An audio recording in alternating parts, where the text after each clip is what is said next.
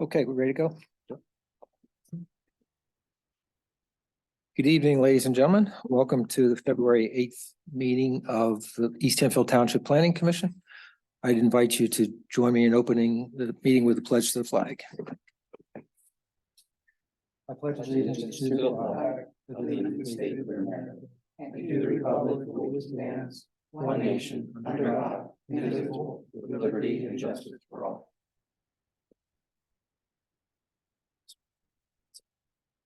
We have a couple members absent this evening, so Mr. Spangler, would you please be a voting member this evening? Absolutely. Okay. All right. Before we get into the action items this evening, this is the first meeting for this year, so we need to go through the official reorganization of the commission. So as a reminder, we'll go to chairman, vice chairman, and secretary. And I'll take nominations for each of them. Seconds are not required for nominations, and we'll vote on each position before we move on to the next. So I'd open the nominations for chairman. I would nominate Jim Fullerton as chairman. Okay, it's Jim Fullerton for chairman. Are there any other nominations? Hearing none, I'll close the nominations and we'll call for the vote. All those in favor signify by saying aye, and those opposed signify by saying no. Aye. So that would be unanimous. I nominate Brent Detter for vice chair. Brent Detter for vice chairman. Are there any other nominations? Hearing none, I'll close the nominations for vice chair and call for the vote. Again, all those in favor of Brent Detter signify by saying aye. All those opposed signify by saying no. Aye. Aye. That's a unanimous vote. Now I'll open the nominations for secretary. I nominate Ann Byrne for secretary. Ann Byrne for secretary. Are there any other nominations? Okay, hearing none, I will close the nominations and call for the vote for secretary. All those in favor of Ann Byrne signify by saying aye. All those opposed signify by saying no. Aye. Aye. That would be unanimous as well.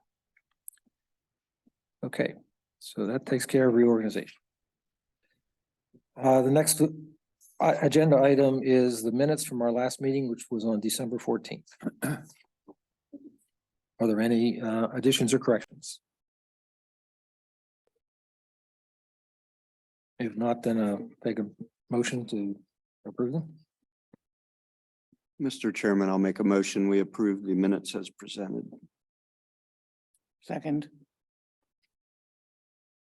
Okay, we have a motion by Mr. Rohr, seconded by Mrs. Byrne, that we approve the minutes of the December 14th meeting as presented.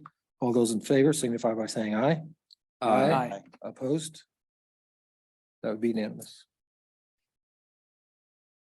1, 2, 3, 4, 5, 7. All right, the action item for this evening is single-family detached dwelling units in the CBC zone.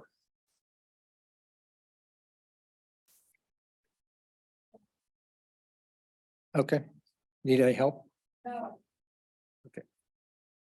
Claudia, I'll have it up on the screen.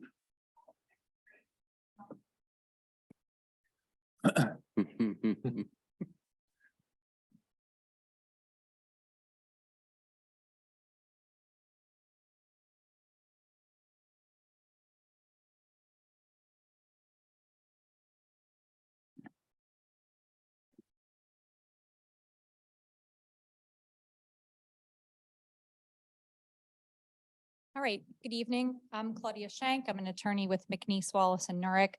I'm here this evening on behalf of Dutchland Realty Holding Corp. I'm joined tonight by Shaker Patel, who's here on behalf of the owner, as well as by Nick Grandi, who is with RGS Associates. So just to give you a brief overview of the property that brought us into you this evening, Dutchland Realty owns a roughly 9-acre property at 3321 Columbia Avenue. It's about a 1/4 of a mile west of the intersection or I'm sorry, roughly a 16.9 acre property. It's roughly a quarter mile west of the intersection of Columbia Avenue and Centerville Road. It's currently improved with a single family dwelling and a number of outbuildings, but it's primarily vacant and wooded. The property is located within the urban growth boundary, and its zoning is community business center. It's an infill tract surrounded by development, and it does have the ability for public and water sewer connections. The applicant's proposing to develop this property with a mix of uses, as you can see on the site plan on the screen and in the front of the room.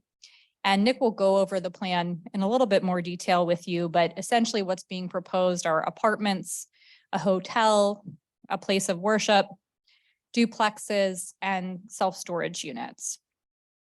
Duplexes are not currently permitted in the community business center zone. All the other uses that are proposed on this plan are permitted by right. So that's the reason that we're before you this evening, is to seek an amendment to allow duplexes in the CBC zone. In terms of chronology, the applicant originally came in with RGS and met with staff in September of 2022 to discuss the proposal. My understanding is that some revisions were made to the plan based on that conversation. There was a meeting with the planning group in October, so some of you may have seen this plan before. In November, we filed our petition to amend the zoning ordinance, which was accepted and referred to the Township and County Planning Commissions by the Board of Supervisors on December 7th. The County Planning Commission completed its review of the petition on January 9th. They did recommend approval.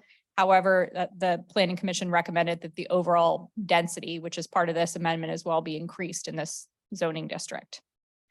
So the essence of the amendment this evening, again, is to make duplexes a use permitted by right in the CBC zone. Apartments and townhomes are already permitted by right in the CBC. There is a density cap of 4 units per acre, which we're proposing to apply, and that would be consistent with the caps that are currently in place. So really, this is just putting another dwelling unit type into this zoning district to allow for greater flexibility for the applicant.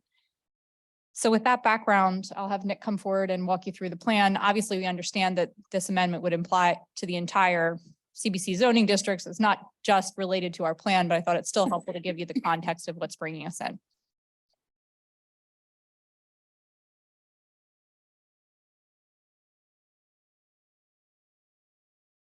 Good evening, Dick Graney with RGS Associates. So as Claudia mentioned, we're proposing a variety of uses on the site, apartments, duplexes, hotel, place of worship, and self-storage.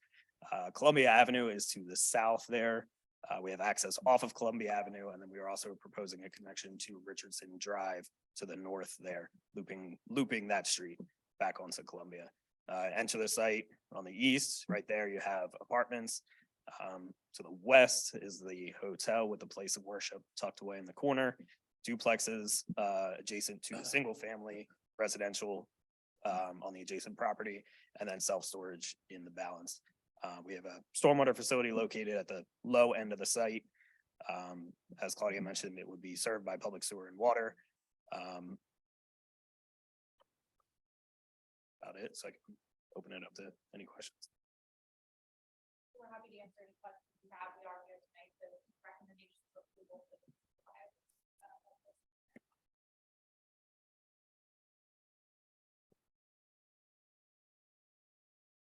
This is just a point of clarification. So what was the original reason for not having a second dwelling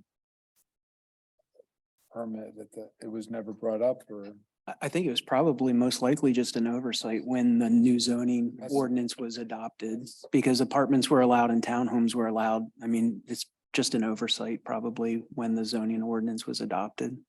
The 2-family conversions are also allowed, Yeah, so. so No, I didn't. that's, Good question. yeah, it's a very good question, but that's the only reason I can see that it wasn't included to begin with. Probably should have been.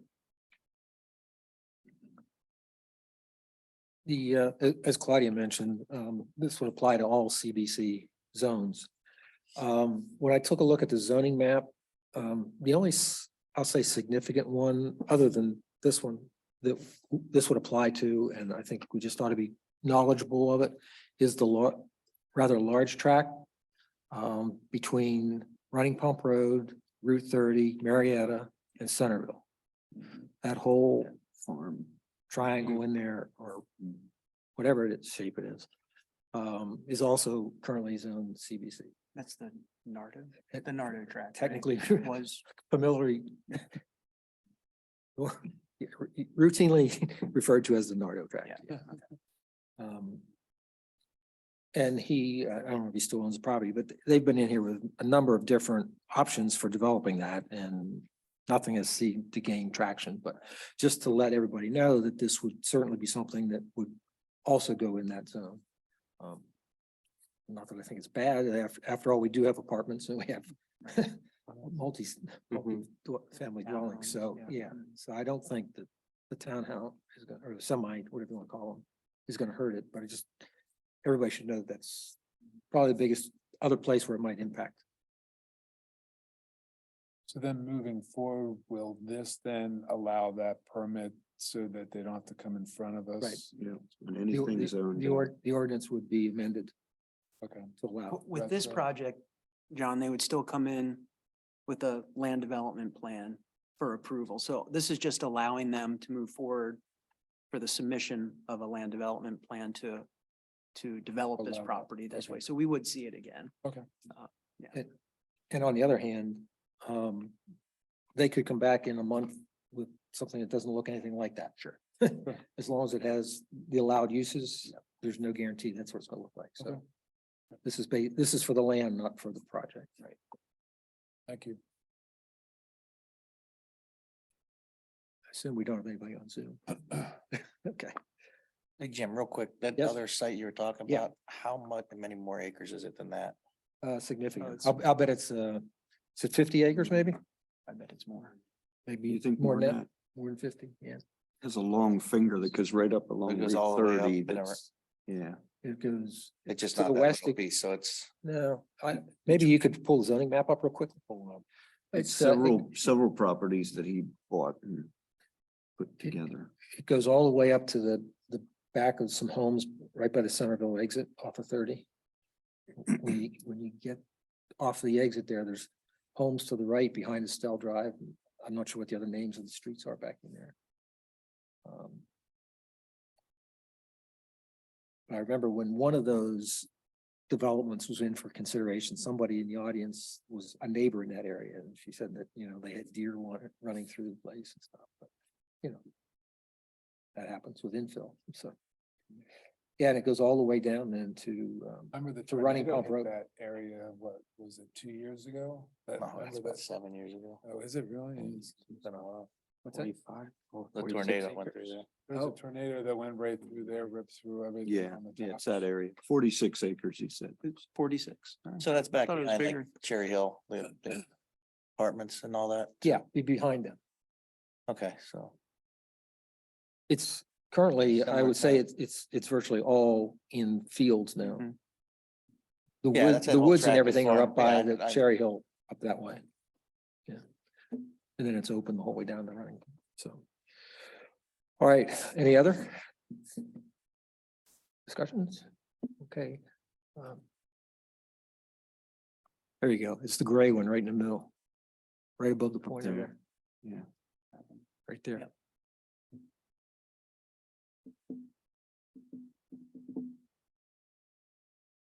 That site has some challenges to develop, but it will Yeah, someday it's be got- developed. A lot of slope on It's it. got some wetlands on it. Wetlands at Couple the different bottom. things. Yeah, there's a lot of Little wetlands in there. mossy, Yep.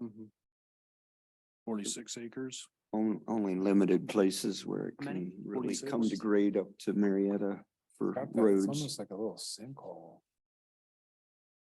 All right. Some of those. So All right, if there's no further questions, then I'm ready for a motion on the Mr. Chairman, I'll make a motion that we recommend to the supervisor's approval of the proposed ordinance text amendment to allow single-family semi-detached dwellings in the CBC zone. Second it. Okay, we have a motion by Mr. Rohr, seconded by Mr. Caldus, that we recommend approval of the zoning ordinance text amendment to allow single-family semi-detached dwelling units in the CBC zone. All those in favor signify by saying aye. All those opposed? None. So it would be unanimous, 7-0. Thank you. Have a good evening. Any old business? Nope. To speak of? Okay. Don't know if everybody looked at the February project update, but it's pretty short. What are you doing in your spare time, Nate? That one was, I had already prepared it for last month and I just changed the date on it, so. More time. Oh, boy. All right. Well, if there's no further business to come before the commission, meeting is adjourned. So 16th, was that close? That's pretty close. Was it 18 or 12 before? 18 last time. So this is 6. You haven't beat Keith yet. Keith had a 12-minute. Yeah. So it was 12. That's what I'm saying. Oh, yeah, the it was- record. The record was Keith's- 12. Yeah. Keith's was 12. I shouldn't have asked a stupid question. I thought you were gonna beat it, Jim. Give 4 minutes to look them up. Yeah. Yeah, we didn't, yeah, Oh, my. and we didn't need to pull the tribe, the easel over. Yeah, it's true. Yeah. You get some writing time this winter, huh? They could have handed it off to each other. Ah. Yeah.